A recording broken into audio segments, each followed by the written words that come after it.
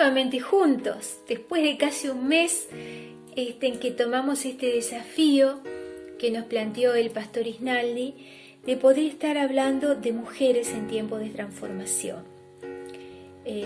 Recuerden que el mes pasado hablamos de una mujer que vivió profundos cambios, que la transformaron, pero que nunca perdió su esencia de mujer, de mujer fiel, que fue Eva.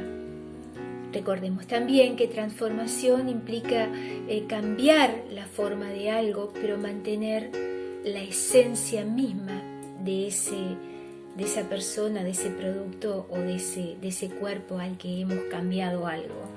Se mantienen las características básicas, mientras que en sí cambio implica que yo tomo algo de un lugar y en ese mismo lugar planto otra cosa totalmente diferente. La transformación, entonces, es un cambio con una conservación de la esencia, de lo básico, de lo fundamental. Y bueno, hoy queríamos hablar de María, la Madre de Jesús, esta jovencita, esta adolescente, que tenía su vida ya totalmente planificada. Ella estaba, nos dice el Evangelio de San Lucas, desposada con José, un carpintero. ¿Qué significaba que estuviera desposada? Bueno, significaba que estaba en un rango de edad entre los 12, 14, 15 años, no más. Pues a los 12 años los padres hebreos ya buscaban un esposo para sus hijas. A partir de los 12 años se consideraban que eran mayores de edad y que debían entrar en un compromiso. María ya había entrado en ese compromiso. Su futuro esposo era José, quien supuestamente en ese momento ya había pagado una dote por ella y estaba construyendo el hogar donde iban a vivir.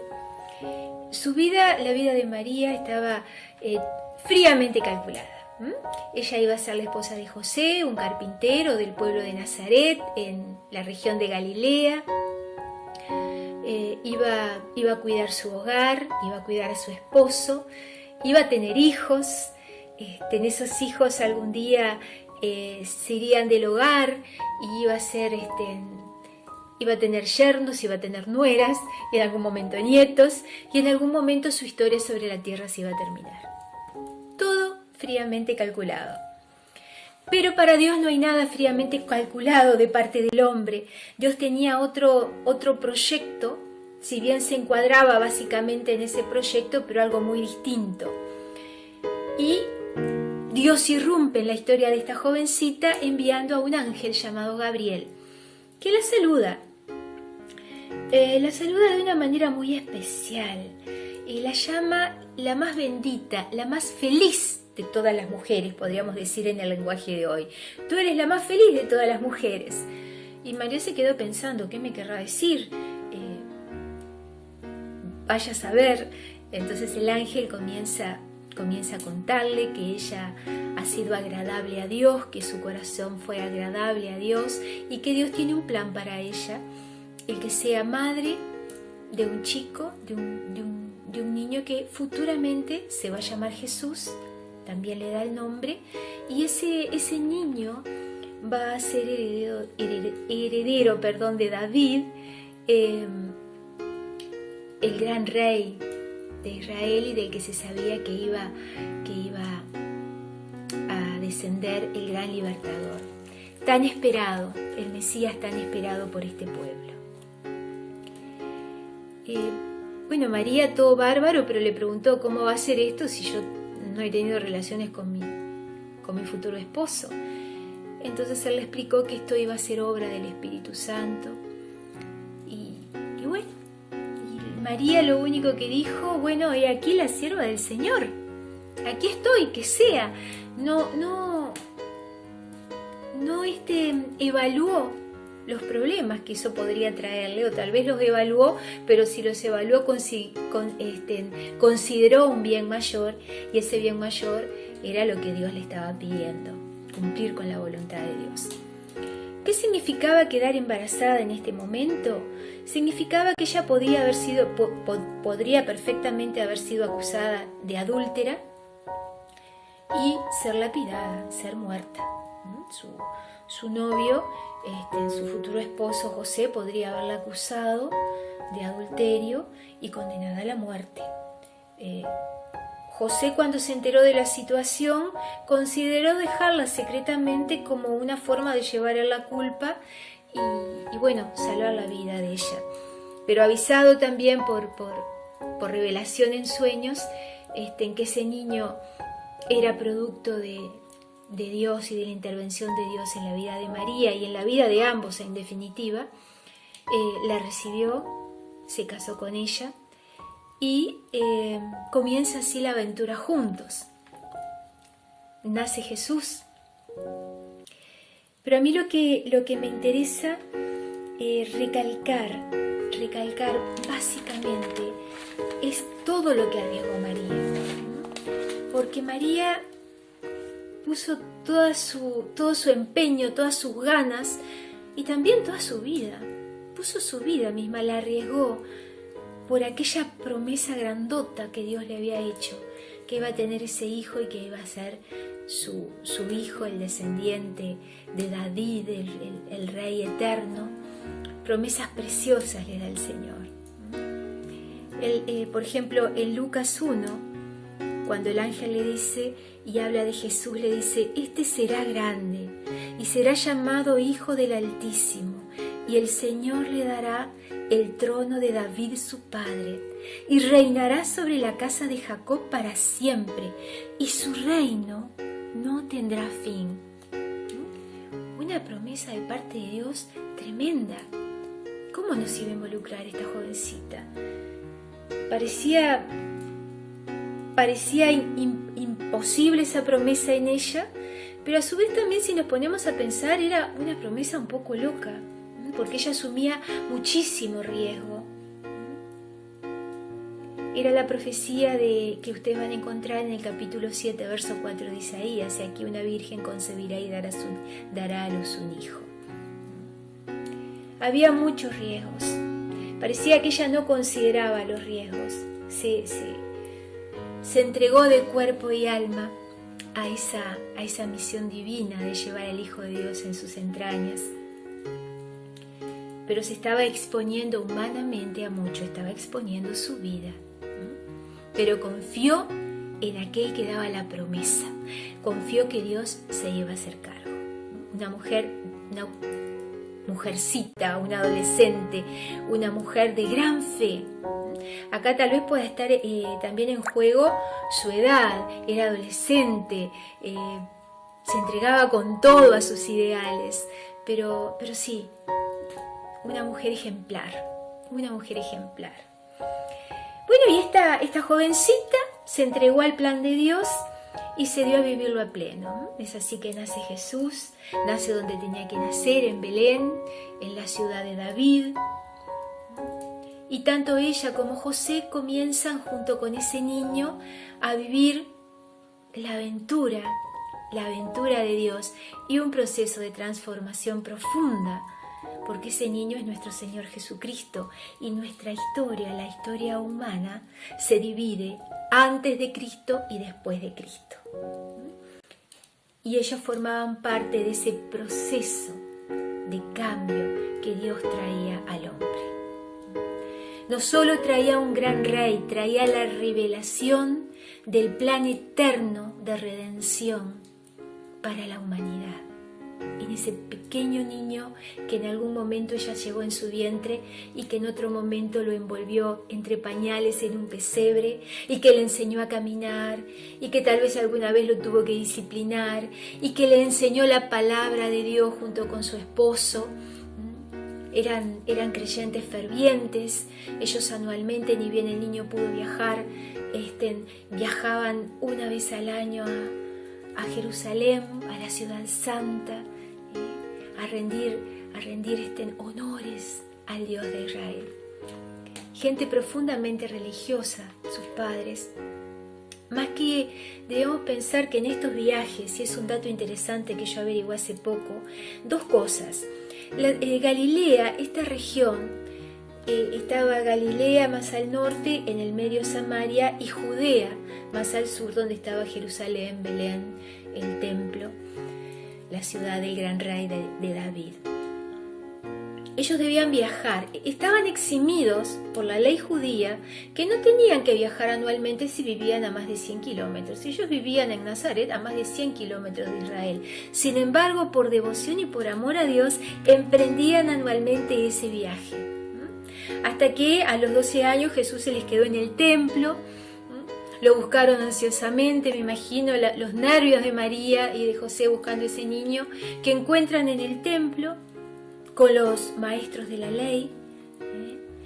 Jesús ya tenía claramente su destino, porque cuando ellos le preguntan ¿por qué has hecho esto?, Jesús les dice, bueno, en las cosas de mi Padre es necesario que esté.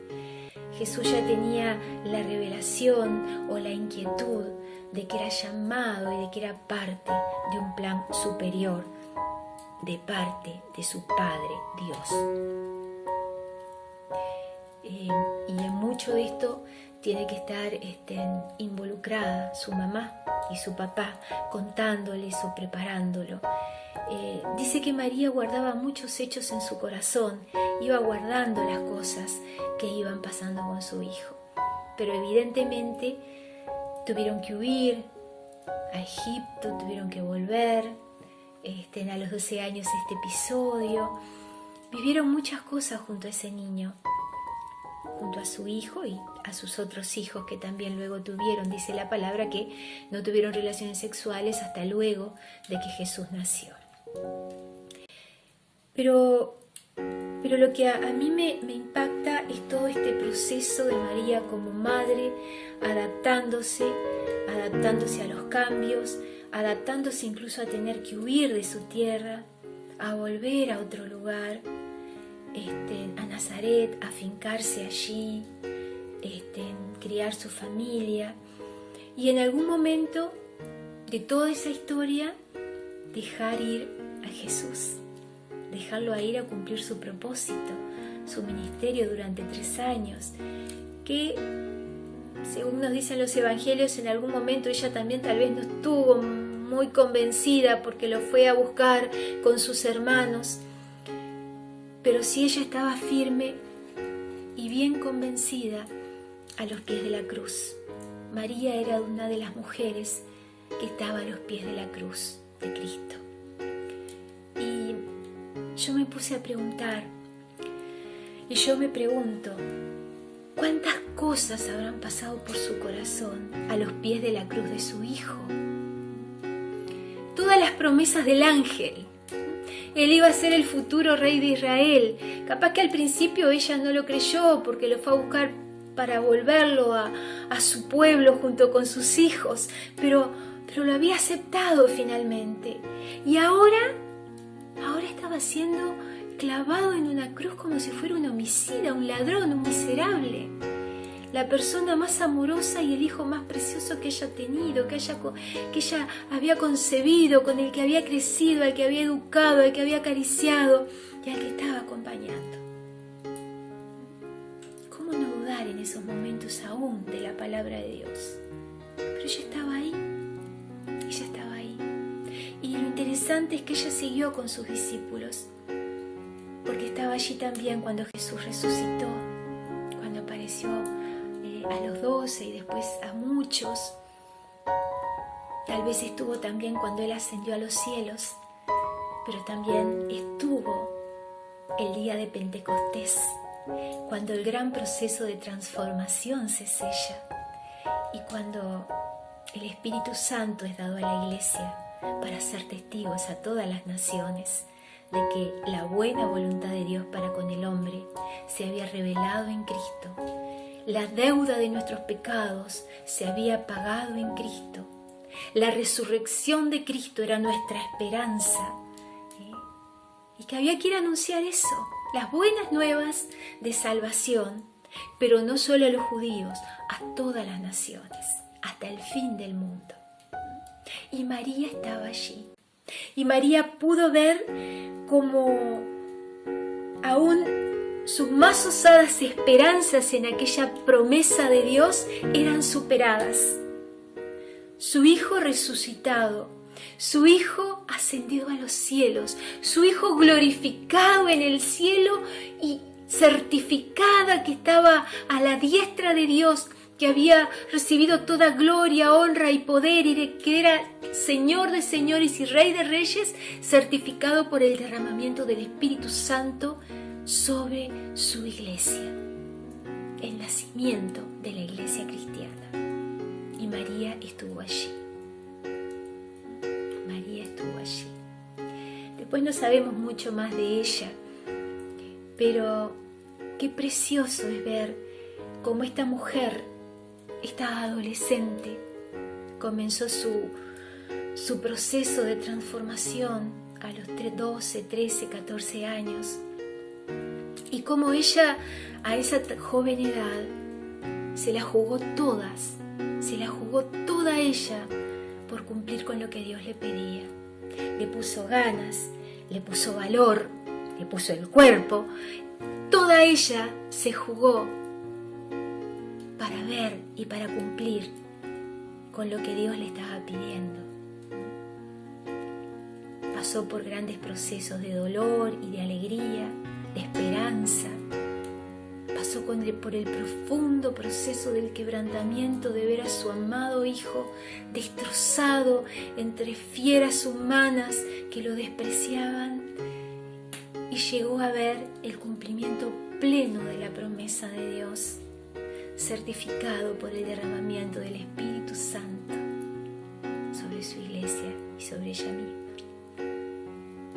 Ella nunca perdió su esencia de confiar y de persistir, un alma perseverante, un alma primero impetuosa en perseverar y luego que siguió perseverando junto a su Hijo hasta que vio el profundo propósito de Dios cumplido a través de Cristo. Mucho más de lo que hubiera podido imaginar o guardar en su corazón a través de las profecías y de todo lo que le fue dando a través de hombres santos y de mujeres consagradas el Señor.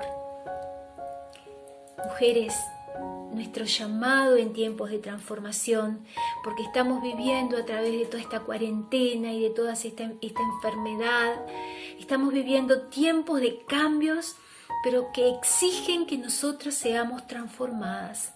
Hombres y mujeres, debemos aceptar el reto de la transformación que este tiempo nos da, que Dios nos da a través de este tiempo, y permanecer perseverantes, empeñados en cumplir la voluntad de Dios, abiertos a todos los posibles giros que esta voluntad o a que esta voluntad nos pueda llevar, pero sabiendo de que si estamos en su voluntad, nuestra vida nunca va a ser la misma, va a ser mucho más de lo que nosotros podemos creer, esperar o entender, porque así es la palabra de Dios para todos aquellos que confían en Él. Cosas que ojo no vio, ni oído oyó, ni siquiera ha pensado ningún hombre, eso es lo que tiene Dios reservado para los que le aman, para sus hijos.